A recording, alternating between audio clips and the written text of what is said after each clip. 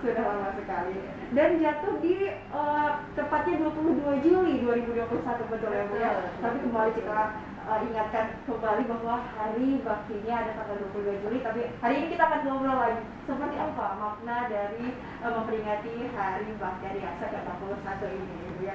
Ibu, oke, kita langsung ke pertanyaan ini Ibu. Seperti apa sih Bu sebenarnya sejarah dari hari bakti Adiaksa ini sebenarnya?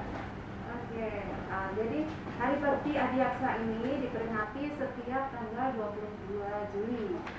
Penetapan tanggal tersebut dilatar belakangi oleh berdirinya kejaksaan. Jadi kejaksaan itu berdiri pada tanggal 22 Juli 1960. Dan itu adalah berdasarkan keputusan Presiden Republik Indonesia nomor 204 tahun 1960. Di mana kejaksaan pada tahun ini tepat berumur 61. Jadi HBA itu adalah hari ulang tahun kejaksaan. Hari ulang tahun kejaksaan ya. Itu dimulai sejak zaman kerajaan Majapahit dulu. Jadi pemerintahan Majapahit dulu sudah memiliki semacam sistem pengadilan yang namanya Diaksa. Diaksa itu adalah tugasnya adalah untuk menangani masalah peradilan. Jadi jaksa saat ini merujuk pada bahasa Sanskerta.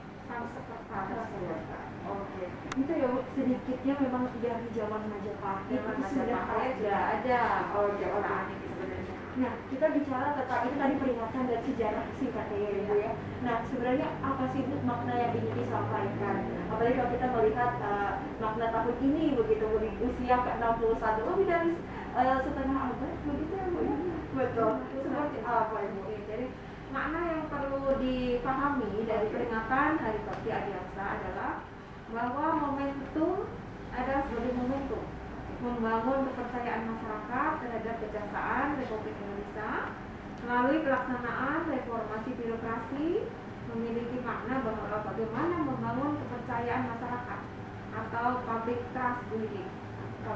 Pada dasarnya kepercayaan masyarakat terdapat peningkatan yang dapat dilihat dan kemanfaatannya dapat dirasakan langsung oleh masyarakat dan saat ini.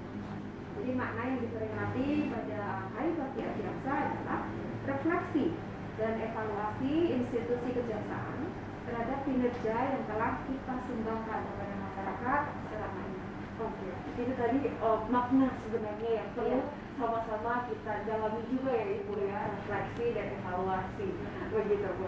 Nah, ini kita kembali ke sosok jaksa Ibu. Sobat, bagaimana sih Bu sebenarnya seorang jaksa begitu? Suka dukanya menjadi jaksa ini seperti apa sih Ibu? Jadi kalau sukanya Mbak, sukanya apa ya?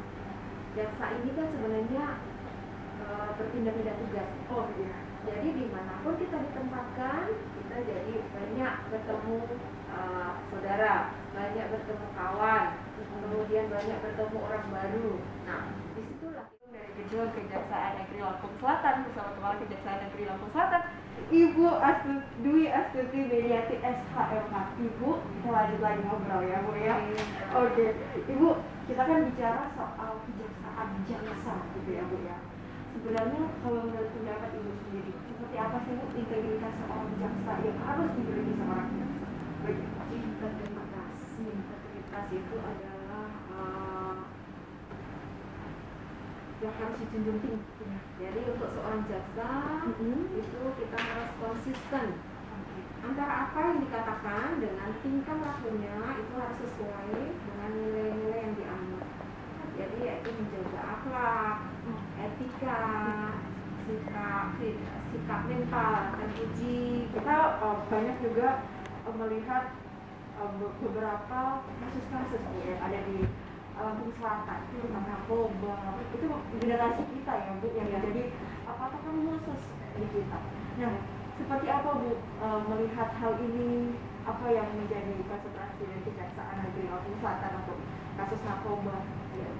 Kasus narkoba di Lampung Selatan ini sangat tinggi Mbak. Jadi memang saya masuk di Lampung Selatan ini pertama oleh Pak Jaksa Tinggi. Saya langsung dipesan khusus untuk Lampung Selatan, tolong narkoba di Lampung Selatan ini paling tinggi. Jadi prioritas utama kita memang untuk penanganan perkara narkoba ini sangat tinggi. Jadi kalau untuk kita rekan-rekan di Kejari ini kita langsung turun. Jadi masyarakat ini banyak loh Mbak yang belum tahu apa sih itu sebenarnya apa itu narkoba, apa saja sih narkoba itu, kemudian berapa ancaman hukumannya, itu yang kita sampaikan kepada masyarakat secara langsung, termasuk di program Jasa Mas kita itu kita sampaikan bahwa narkoba itu bahayanya seperti ini. Sudah saya sampaikan kepada masyarakat, ancaman hukumannya tinggi. Jadi marilah kita perang narkoba ini. Kita perangi narkoba ini. Terutama untuk generasi sobat-sobat DG untuk menghindari dan menjauhi narkoba. Iya. Pertama ya Mbak ya. Dimana kita di tengah pandemi, selanjutnya ada narkoba ini, jadi dua-duanya harus sangat kita ayo sama-sama lawan gitu ya, bersama-sama. Di satu sisi kita harus menjaga protokol kesehatan, yang di sisi lain masalah narkoba ini menjadi sangat konservasi kita ya. Oke, baik Ibu. Oh ya, perlu saya sampaikan juga karena ini ada pertanyaan dari masyarakat. Iya. Waktu saya penyuluhan di Sidomulyo, ada satu masyarakat yang mempertanyakan. Oke. Jadi di kejaksaan ini barang bukti narkoba banyak Ibu, tapi kok saya nggak pernah melihat bahwa di kejaksaan ini ada pemusnahan barang bukti. Oh, baik. Ini mungkin cross-check kembali nih Bu. Iya, okay. Ini saya sampaikan karena memang ini penting dan saya tanggal 15 Juli 2021 sebelum kita mengadakan acara Hari Bakti Adiaksa, kami di Kejaksaan Negeri Lampung Selatan ini mengadakan pemusnahan barang bukti.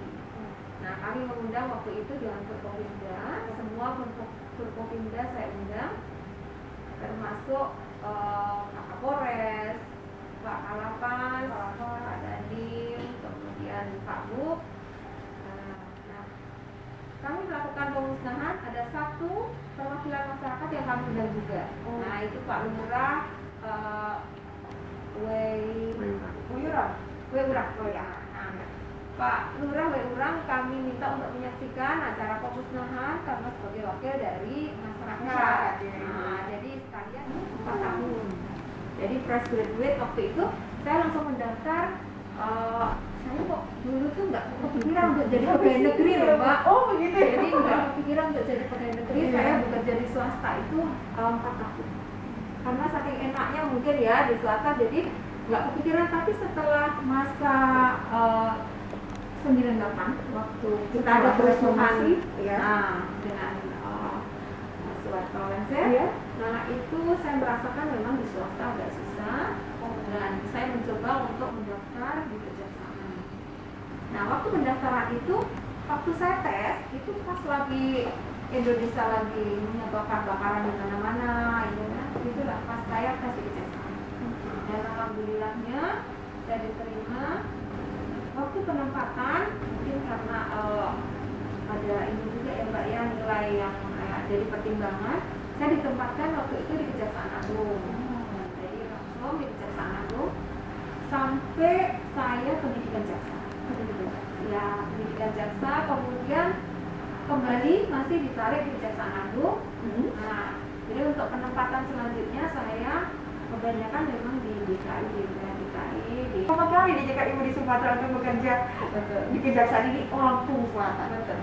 Ibu datang ke Lampung Selatan. Apa Bu yang Ibu lihat Lampung Selatan ini menarik atau istimewa? Apa Bu yang Ibu lihat? Lampung Selatan ini kan saya dulu gini Mbak. Pertama saya tugas di Banten. Saya pernah menjemput seorang atasan Kejaksaan Agung. Nah di situ saya cuma berpikir begini, pas saya naik kapal, saya sempat foto-foto di atas, saya bilang gini, nanti kalau saya ditugaskan di Lampung, berarti saya naik kapal ini ya, gitu saya bilang sama ini. Ternyata itu diijabah. Nah itu dia doa ya Bu ya. Doa, setiap ucapan itu ternyata adalah doa. Tapi pada prinsipnya sih Mbak, ditugaskan dimanapun, kalau kita, yang pertama saya lakukan, biasanya saya cepat membaur dan menyesuaikan diri.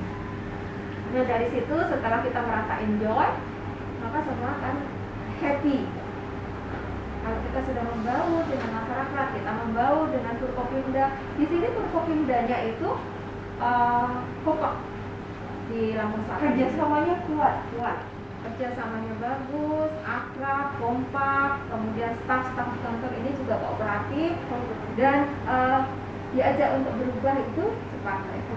Nah, jadi saya merasa enjoy di Lampung Selatan ini. Alhamdulillah. Ibu, berarti kalau bicara, jadi kembali lagi ke ibu melihat sosok perempuan, apa sih yang tidak pernah tinggal dari sosok ibu Dwi Astri menjadi SHM? Tidak pernah luput dari seorang ibu yang mencintai, saling peduli, itu juga tidak lepas dari sosok ibu. Ya. Itu nomor satu. Ya. Baik, ibu, kalau melihat di belakang kita, ibu banyak sekali foto-foto, banyak sekali. Bagaimana bu?